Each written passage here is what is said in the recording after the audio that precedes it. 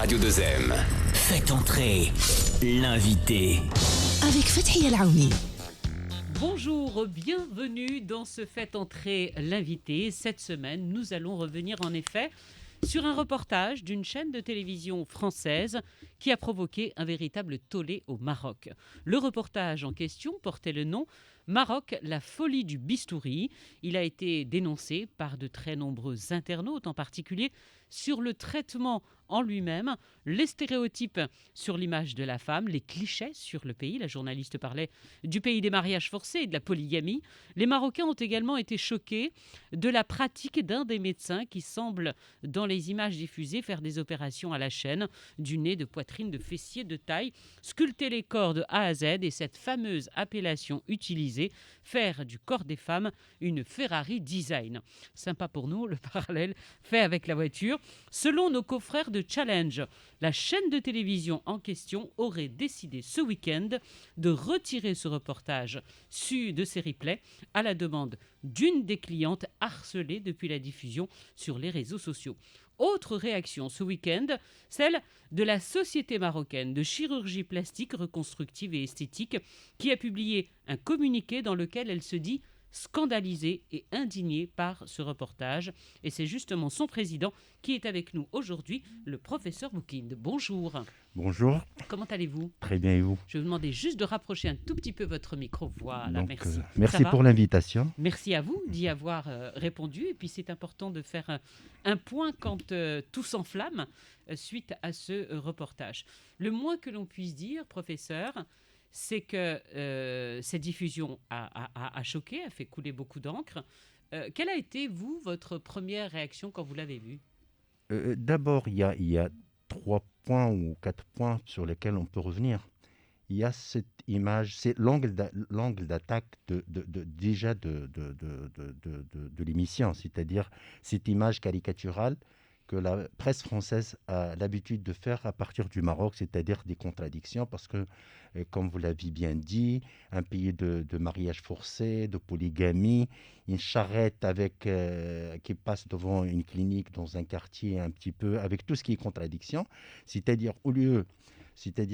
c'est des clichés normalement dont on a l'habitude de voir dans les chaînes françaises et tout ça, donc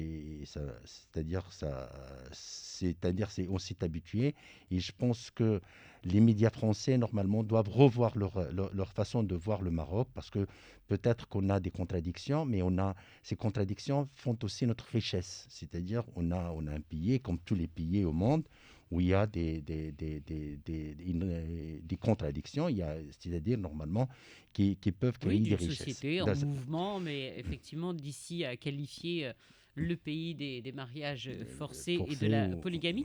Alors, j'aimerais que l'on ne parle pas et qu'on n'évoque pas les patientes, parce qu'il faut respecter leur choix, et ce n'est pas le but d'en parler aujourd'hui, mais de la pratique de la chirurgie esthétique au Maroc, telle que montrée dans cette émission, qui dit clairement qu'ici on peut faire ce qu'on ne peut pas faire ailleurs. Vrai ou faux ? Je vais revenir sur ça, mais avant de vous dire, pour ce qui est des femmes qui ont été filmées, je pense qu'ils sont consentantes. Elles sont consentantes, tout à fait. C'est pour ça qu'on ne va pas remettre en cause. Je ne vais pas revenir sur ça. Ils sont adultes, ils sont vaccinés, ils sont consentants. Donc, je ne vais pas revenir. Et chacun, on est dans un pays démocratique, on est dans un pays libre. Chacun peut avoir la tenue qu'il veut. Alors, est-ce qu'au Maroc... On va revenir sur ce que vous venez de dire, c'est-à-dire, est-ce qu'on fait des choses qui ne se font pas ? C'est ce qui a été dit aussi dans ce reportage. C'est moi, ce qu'on je ne peut pas pense faire que, ailleurs, comme on peut j'ai le dit faire au Maroc. comme j'ai dit au départ, c'est-à-dire par rapport à la France, par rapport au Maroc, je pense que c'est pas, c'est-à-dire même au niveau médical, et vous allez le constater, dans cette pandémie de Covid, comment la France a réagi, c'est-à-dire la France n'est plus le pays top en médecine, c'est-à-dire il y a beaucoup de choses, et puis la chirurgie plastique marocaine, et comme on l'a dit dans le communiqué, répond aux normes internationalement reconnues. On ne fait pas des choses qui ne se font pas. On ne fait pas au Maroc des choses qui ne sont pas autorisées. Non, ce n'est pas possible. Par l'autorité de régulation. Ils ont parlé du PRP. Le PRP, c'est quoi le PRP ? C'est-à-dire ce qu'ils ont parlé ils l'ont qualifié, c'est-à-dire on prend le sang Mhm. et on le centrifuge Oui. et on utilise des plaquettes, c'est-à-dire Oui. c'est des sérums riches en plaquettes et qu'on injecte aussi bien pour les cheveux, en esthétique, on l'utilise aussi en cicatrisation, on l'utilise partout. Donc, c'est cette pratique qu'ils ont dit qu'il est interdite en France. Or, il y a Magalan à Marseille qui travaille sur ça depuis 10 années. C'est parmi même les gens qui le font. Et puis, il y a un certain nombre de choses qui ne se font pas en France c'est pas parce qu'ils sont interdites, parce que les lois françaises sont tellement bureaucratiques qu'ils ne laissent pas passer. C'est comme sur les cellules souches. Tous les pays maintenant travaillent sur les cellules souches, même la Belgique, l'Espagne, l'Allemagne, alors qu'ils sont en retard, les Français, d'un siècle. Mais il n'y a aucune pratique chirurgicale qui est interdite à travers le monde qui se fait au Maroc. Qui serait pratiqué au Qui Maroc. serait pratiqué au Maroc. Alors, autre chiffre qui a choqué. Combien d'opérations de chirurgie esthétique chaque année au Maroc? Parce que le reportage, professeur, donnait des chiffres énormes. Si je ne dis pas d'erreur, 40 000 interventions cette année, malgré le Covid. 40 000 interventions? Mais c'est ce qui est encore plus grave, c'est qu'ils ont dit que ça a augmenté de 40%. Oui. Or, depuis le confinement du mois de mars, la majorité des plasticiens n'ont pas travaillé. N'ont pas travaillé parce qu'il y a eu le confinement. Et puis, pendant le confinement même, c'est-à-dire spontanément, et sous l'action du ministère de la Santé, parce que normalement, on ne savait pas où va aller la pandémie, c'est-à-dire même la chirurgie, en dehors de la chirurgie, même les autres types de chirurgie, l'orthopédie et tout ça, tout le monde a retardé, partout au monde, les interventions qui ne sont pas urgentes pour économiser. Est-ce que ça a été le cas? Ça a été le cas au Maroc, donc Oui, pour pour les économiser un chirurgiens petit peu plastiques l'oxygène. aussi. Donc cette année, il y a une diminution de 40 à 50% de l'activité des Vous plasticiens. voulez dire qu'au lieu de dire qu'il y a eu moins de 40%, Non, il y a eu ce moins de qui a été dit, ça a été plus de 40%. Il y a moins de 40%. Et ces chiffres-là, je ne sais pas, parce que nous, en tant que société, parce qu'il y a 2 sociétés de chirurgie plastique au Maroc, les 2 sociétés n'ont pas ces chiffres. On n'a pas ces chiffres. Nous, on a des chiffres un petit peu moins que ça. Mais Et est-ce puis, que, par exemple, vous avez demandé, parce que c'est ce qui se fait aussi, de par la loi, est-ce que vous avez demandé un droit de réponse par rapport à ce qui a été diffusé? Non, on n'a pas demandé Pourquoi? un droit de réponse parce que nous, c'est-à-dire on a vu, il y a les membres de la société Parce que ça qui ont entache quand même une grande partie de la profession quand on voit ce genre de reportage. nous, ce qu'on a décidé, c'est-à-dire après la diffusion de l'émission, les membres de la société donc, ont réagi. Donc, au niveau du bureau, on a essayé de se réunir. Vous avez 2 ou 3 réagi au fois. Maroc? On a fait un communiqué Oui, où que j'ai entre les on mains d'ailleurs, qui est dénonce, là. et on dénonce tout ce qui a été dit dans cette émission, parce qu'à un certain moment, on ne sait plus est-ce que c'est par rapport à nos collègues qui étaient présents, ou bien c'est le montage. C'est-à-dire où c'est à partir du montage et des journalistes qui ont dicté ces chiffres.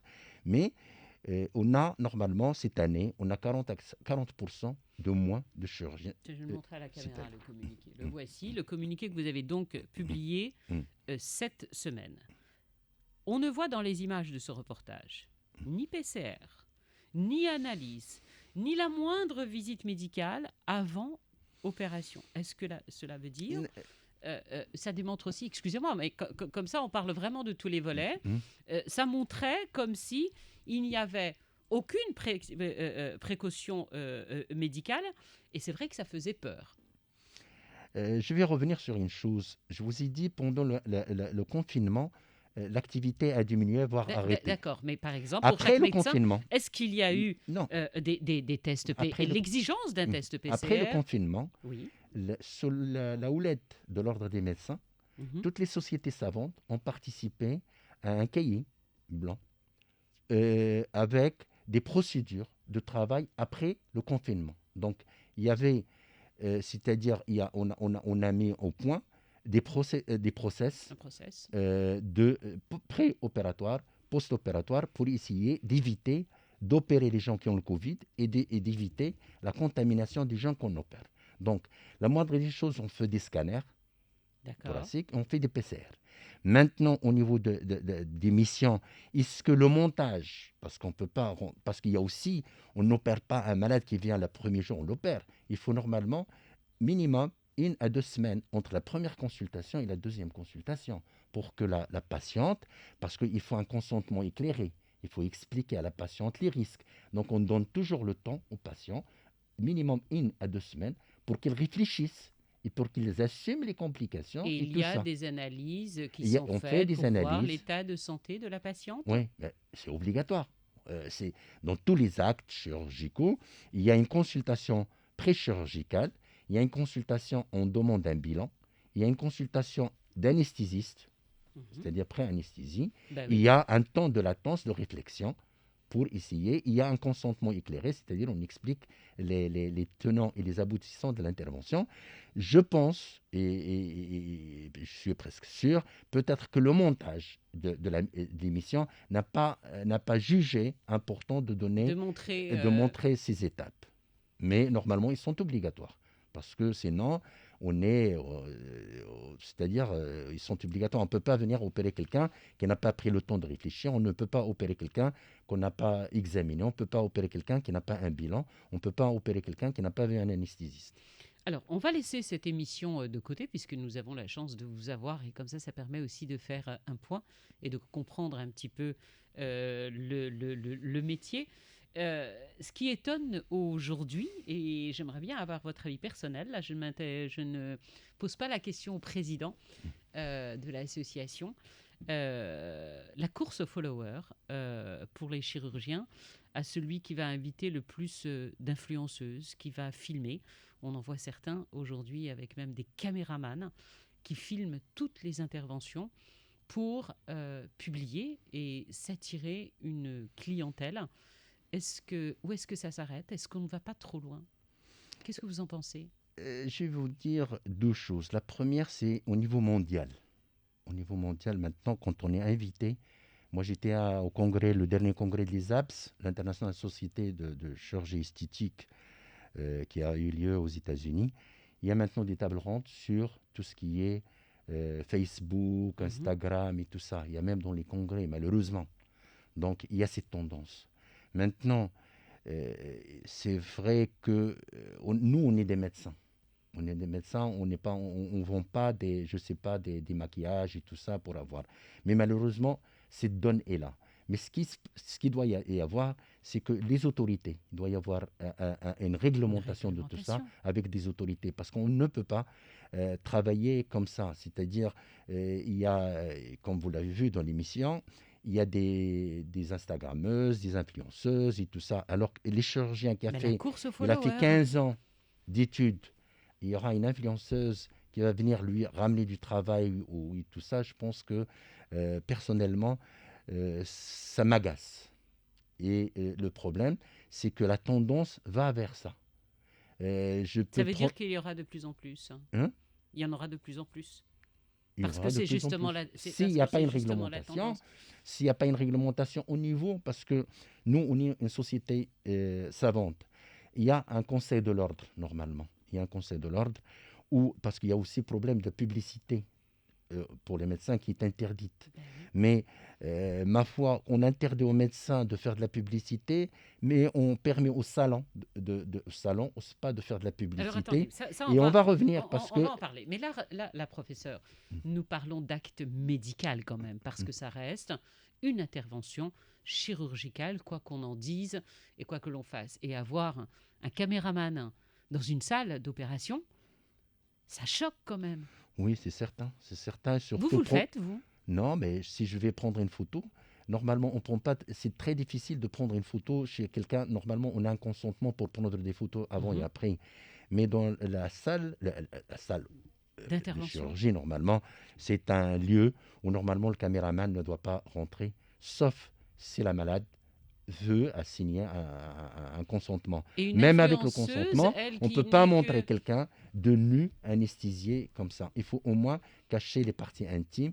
Et puis, il y a, comme on l'a dit, il y a une éthique dans notre métier. Il y a une éthique, il y a une déontologie. Il y a le respect, même dans le serment d'Hippocrate, le respect de l'intimité de nos patients. Vous dénoncez, vous, ces dérives ou pas? Je les dénonce, oui. Mais normalement, c'est pas à moi. Entre une photo avant, après, ou effectivement montrer le changement avec le consentement de la patiente est une chose. Avoir une caméra qui filme toute l'opération ou avoir des influenceuses durant l'intervention qui se filment. Des Et influenceuses. tout ça, on sait que c'est négociable pour payer l'opération moins cher parce que c'est de la pub. C'est autre chose. Juste pour revenir, je vous dis personnellement, ça me choque, mais là, normalement, au Maroc comme ailleurs, il y a des instances, qui est le Conseil de l'ordre, normalement, qui doit rappeler à l'ordre quand il y a des dérives comme ça. Et c'est l'autorité qui, normalement, doit appeler à l'ordre quand il y a des dérives de ce genre. Alors, j'aimerais vous interpeller sur un autre phénomène qui est bel et bien réel chez nous au Maroc. Injection de Botox, injection d'acide hyaluronique. On ne va pas, bien évidemment, pourquoi pas, puisque si nous avons les technologies et qu'on a envie de se rajeunir, de se trouver plus belle, d'ailleurs il y a des hommes aussi qui le font aujourd'hui, et c'est tant mieux. En revanche, docteur, ce qui est inquiétant chez nous, c'est que ces injections, aujourd'hui, se font dans des salons de coiffure, se font dans des salons de spa, sans aucune mesure médicale. Vous le savez, ça? Oui, je le sais, mais Vous savez qu'ils sont on de n'arrête plus- pas de les D'accord, dénoncer. mais vous savez qu'ils sont de plus en plus nombreux. Oui. Donc, sans poser, en fait, la question à la personne si elle a des antécédents médicaux, si quoi que ce soit, c'est dans des salons de coiffure. C'est ça, parce que parmi les choses qui sont passées dans Alors ça, cette ça n'a rien à mission. voir avec le Non, reportage. hein. mais Ça, je vous parle d'une c'est-à-dire, situation au Maroc actuellement. il y a un côté, il y a un côté il y a le côté de la dérive, il y a dans des salons, dans des parapharmacies, dans des spas, des gens qui se font injecter. Oui. Et puis il y a pire que ça. On peut faire des injections de Botox, d'acide hyaluronique. Parfois, c'est même pas parce qu'il y a des sociétés qui se respectent, parce que les sociétés qui vendent ces produits, il y a quelques sociétés qui se respectent, ils ne les vendent pas. Je ne sais même pas comment ils font pour l'acheter. Ça, d'une part. Il y a aussi tout ce qui est ce qu'on appelle les devices, c'est-à-dire le laser, la cryolipolyse, un certain nombre de machines, c'est-à-dire qui doivent être utilisées par des médecins, qui sont utilisées dans des spas, dans des salons de coiffure. Ce qui se passe dans des pays, c'est-à-dire on peut prendre l'exemple malheureusement de la France, il y a normalement la haute autorité de santé qui normalement exige à ce que chaque métier, c'est-à-dire le coiffeur, voilà le matériel qu'il va utiliser, le spa, voilà le matériel qu'il va utiliser, le matériel médical, voilà le matériel médical, qui c'est qui va l'utiliser. Maintenant, comme je l'ai dit, il faut une réglementation de cette profession. Le D'accord, bien-être. mais vous, au niveau justement de la la je veux dire société, le nom ouais. correctement, de la Société marocaine de de choses. chirurgie plastique reconstructrice et esthétique, Mhm. est-ce que vous avez interpellé les pouvoirs publics? Est-ce que On vous a avez d'abord- interpellé le ministère de la Santé sur on cette a- question? C'est-à-dire, nous, Parce que là, on peut travaille parler de dérive, directement avec le Conseil de l'ordre Oui. et on interpelle tout le temps parce que, c'est comme vous savez, qu'il y a un phénomène c'est-à-dire qui prend de plus en plus au Maroc. C'est des techniciens turcs qui viennent pour faire des greffes de cheveux. Il y a beaucoup de choses, il y a beaucoup de dérives dans ce sens. Il y a beaucoup de salons de coiffure, on fait des Botox. Il y a même, maintenant ce qui est encore plus grave, il y a de l'enseignement qui se fait par des salons de coiffure et tout ça, pour apprendre c'est-à-dire aux coiffeurs ou à tout le monde, comment injecter du Botox, comment injecter de l'acide hyaluronique. Alors, je à vais vous citer Tanger, un à exemple Marrakech. très très précis, professeur, puisque nous avons annoncé que nous vous recevions aujourd'hui. Et une patiente, donc dans le cadre, donc cette fois-ci dans un cabinet, mais comme un salon, qui souffre de la maladie de Crohn, qui est allée pour demander à faire des injections. On lui a dit qu'elle pouvait passer tout de suite. Ceci dit, elle s'est un petit peu inquiétée parce donc à aucun moment on ne lui a demandé si elle avait des antécédents médicaux ou quoi que ce soit. Avant juste de s'installer sur le fauteuil, elle s'est dit, mais attendez, je vais quand même appeler mon médecin pour demander si c'est possible. Mais à aucun moment, elle ne lui a rien dit. Quand elle a appelé son médecin, en lui disant, moi, avec ma maladie de Crohn, est-ce que je peux me faire des injections? Il lui a dit, mais attendez, arrêtez tout de suite, c'est totalement contre-indiqué. C'est contre-indiqué. Et cette dame aurait pu être en véritable danger. Ouais. C'est parce que Non, mais c'est grave. toutes les maladies inflammatoires, Normalement, c'est contre-indiqué d'injecter de l'acide Et hyaluronique dans les donc, maladies nous, dans nos inflammatoires. salons de coiffure, on continue, on Partout, injecte, on partout, fait. partout, malheureusement partout. Et il y a eu des histoires au Liban dernièrement. Il y a eu une publication libanaise avec des femmes qui ont été injectées par des faux produits, avec avec des cécités, qui ont perdu la vision. Il y a eu des gens qui ont des nécroses des lèvres, c'est-à-dire il y a eu des complications graves. Maintenant, il faut Alors, que... vous, excusez-moi de vous interrompre, mais vous, par exemple, quand vous avez interpellé le Conseil de l'ordre, quand vous avez interpellé les pouvoirs publics, quand vous avez interpellé le ministère de la Santé, qu'est-ce qu'on vous a répondu ? Non, maintenant, c'est que le problème, c'est que il faut absolument trouver le salon, parce que le jour où tu envoies une inspection, quelque chose comme ça, et ils se rendent compte, il n'y a personne. C'est-à-dire tout se fait en cachette. Il y a maintenant des gens qui le font dans les maisons. Et malheureusement, c'est quelque chose qui se passe partout au monde. Au Liban, dans les Émirats arabes unis, aux États-Unis, vous savez qu'ils ont attrapé C'est un quelqu'un qui a phénomène injecté mondial. du ciment dans les fesses des femmes. Des faux produits, Pardon ? c'est-à-dire ouais, aux États-Unis. Non, mais Donc vous il pouvez faut que les répéter ? gens soient... Qui a quoi ? Qui a mis quoi ? Un ciment qu'on utilise en chirurgie, c'est un D'accord. produit de ciment qu'on utilise Oui. et l'injecter dans les fesses des femmes. Aux États-Unis, ils l'ont attrapé. Donc il faut, maintenant, si on doit interpeller les gens qui font appel à ce genre de pratique. C'est-à-dire, si vous allez vous faire injecter, faites-vous injecter par des médecins, dans des cabinets, pas par n'importe qui. Parce que les autorités, ils ne vont pas faire la police devant chaque... ils ne vont pas mettre un policier devant chaque salon de coiffure ou spa. Il faut que les gens soient conscients que ça touche leur santé et que ça doit se faire par des médecins spécialistes. Pas n'importe quel médecin non plus. Est-ce que, et je vais vous demander d'être très franc à ce niveau-là, est-ce que ça vous arrive, vous, de dire non ? Oui, la chirurgie plastique... C'est quoi la chirurgie plastique pour vous d'ailleurs ? J'ai le papier, je vous ai ramené un papier que j'ai trouvé par hasard. C'est une copie du bulletin officiel des spécialités médicales de 93. Mhm, Voilà, c'est-à-dire c'est écrit chirurgie réparatrice et plastique. mhm. Donc il n'y a pas le mot esthétique. D'accord. Et en arabe, c'est le Jarah al-Islahiyya ou al-Taqwimiyya. Donc le Maroc, le législateur marocain a aujourd'hui appelle la chirurgie réparatrice et plastique. Il n'y a pas de mot esthétique. Mhm. Donc la chirurgie plastique, c'est la chirurgie des formes. La chirurgie esthétique, c'est quoi? Est-ce que la chirurgie esthétique, c'est-à-dire quelqu'un de normal, on vient et on va l'embellir? Non. La chirurgie esthétique, il y a la chirurgie esthétique ou le chirurgien esthéticien ou le chirurgien plasticien, c'est un psychiatre avec un bistouri. C'est-à-dire, c'est des gens qui ont des répercussions psychologiques par rapport à un organe qui les dérange, par rapport à un substratum anatomique, minime soit-il. Il doit y avoir un substratum anatomique, minime soit-il, qui va entraîner des répercussions psychologiques. Quand on va traiter ce substratum anatomique, on va traiter ces répercussions psychologiques. S'il n'y a pas une atteinte anatomique, un substratum anatomique, on n'a pas le droit d'opérer. Normalement. Il y a le primum Normalement. non nocere, qui est le primum non nocere. Il ne faut pas faire mal, il ne faut pas détruire. C'est le principe primordial de la médecine. La deuxième des choses, comme c'est des répercussions psychologiques. Donc, Ça peut être effectivement une souffrance. Une souffrance psychologique. psychologique. Cette souffrance psychologique peut être d'ordre psychiatrique. Donc, si on voit quelqu'un qui sa demande est irréalisable, on est obligé de lui dire non. C'est la seule chirurgie où on a le droit de dire non.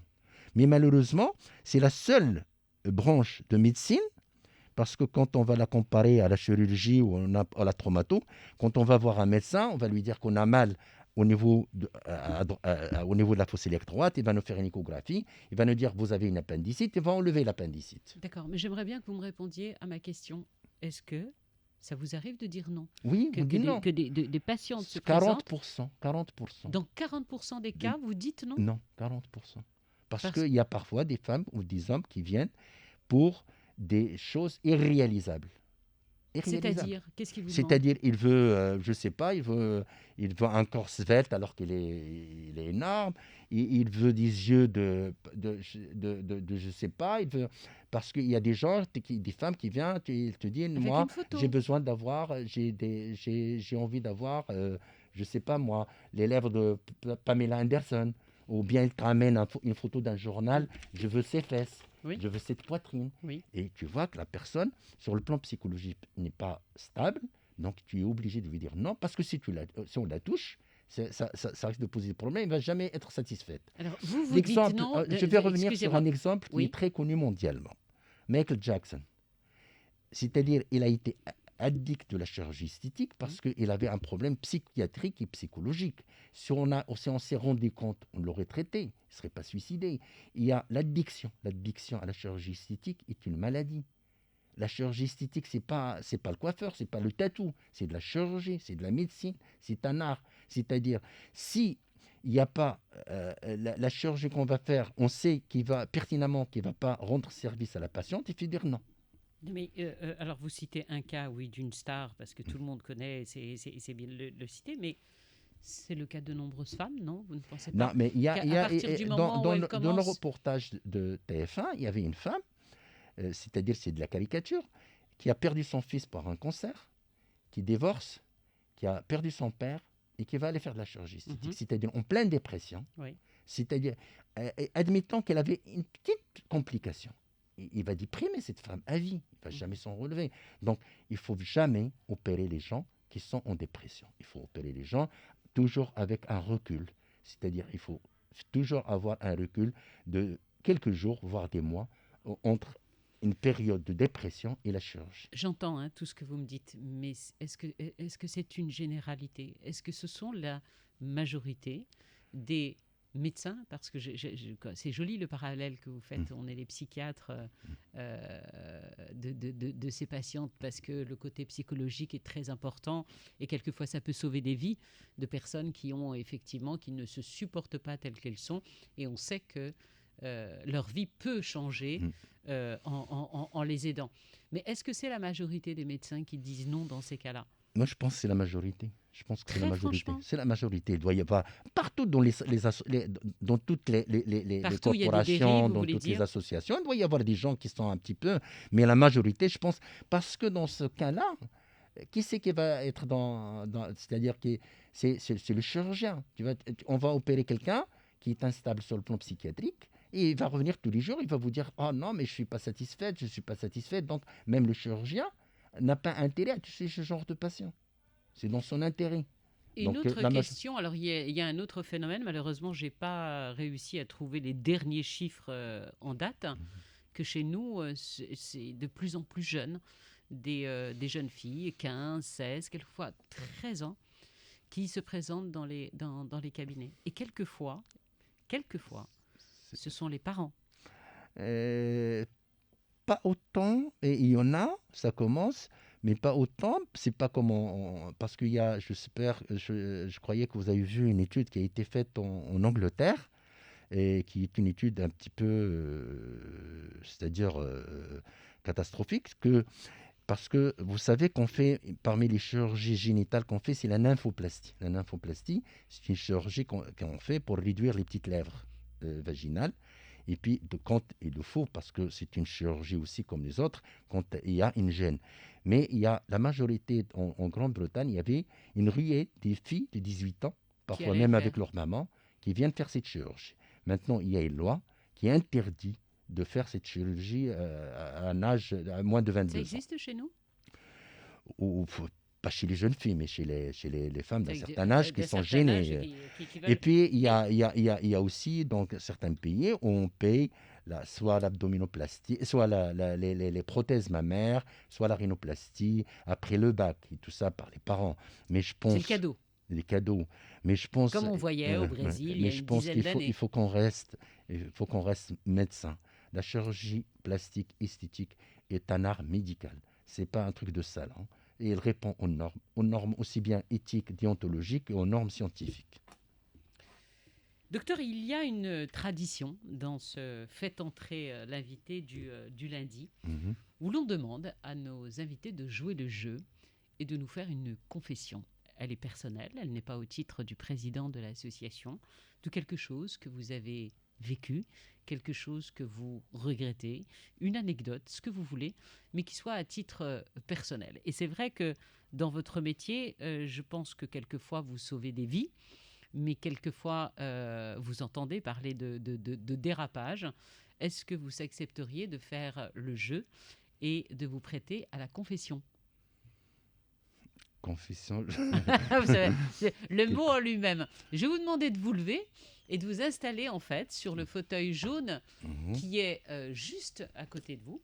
Juste voilà, enlevez votre masque et installez-vous sur ce fauteuil jaune. Et je vais vous demander voilà, de nous faire. Voilà, installez-vous juste là.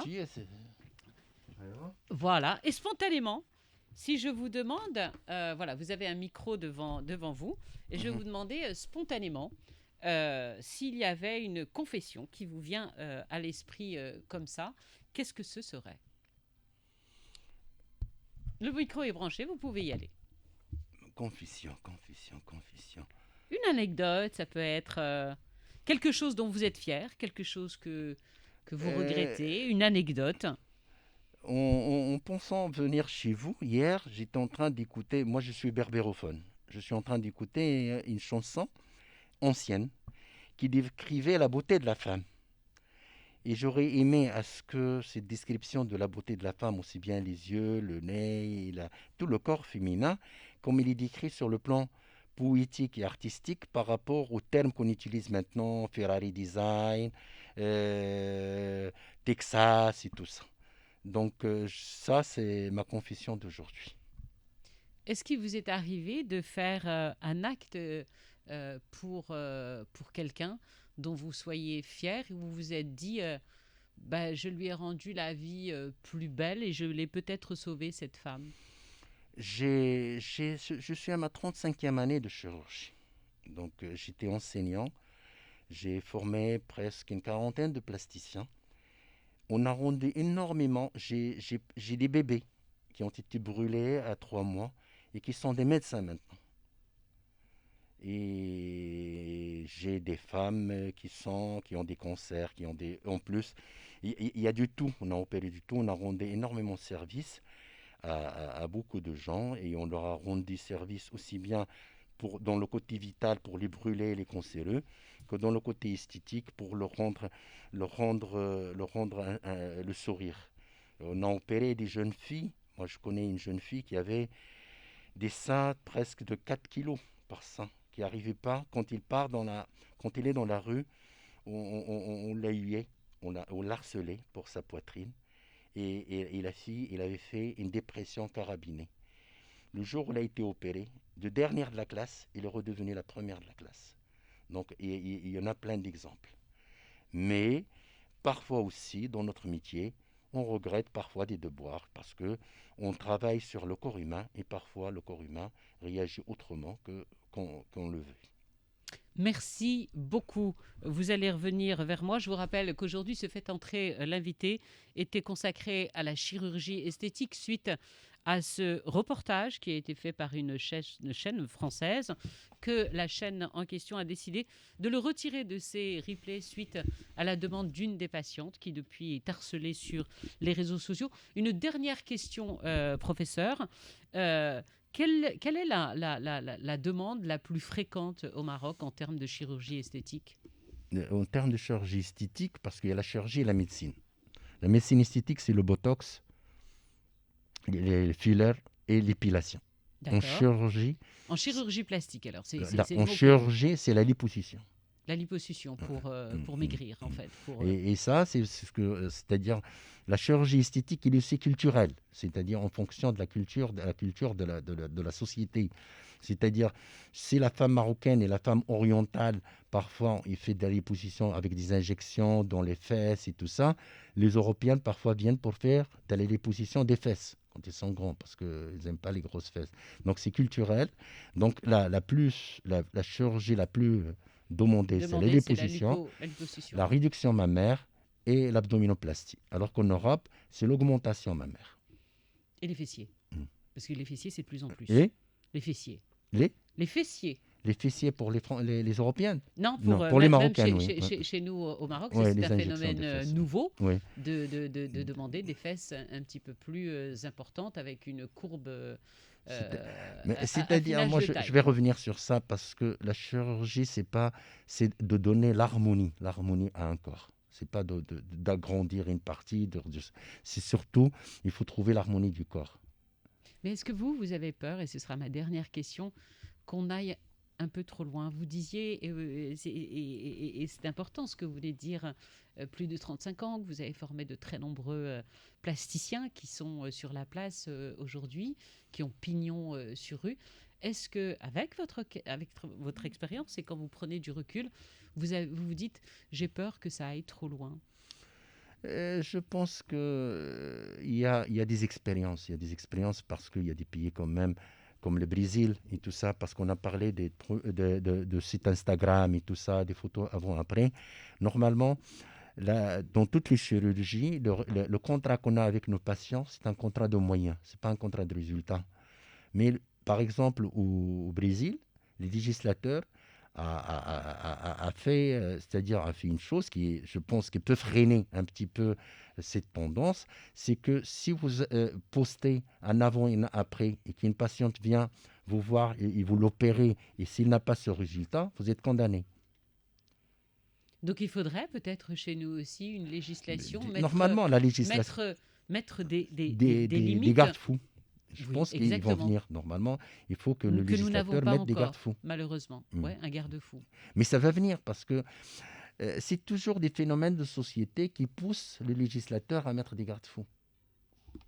Merci beaucoup, Je vous en professeur. prie. Professeur Boukind El Hassan, qui, je le rappelle, est le président de la Société marocaine de chirurgie plastique, reconstructrice et esthétique. Merci beaucoup Merci à vous. d'avoir Merci. été notre invité. Merci.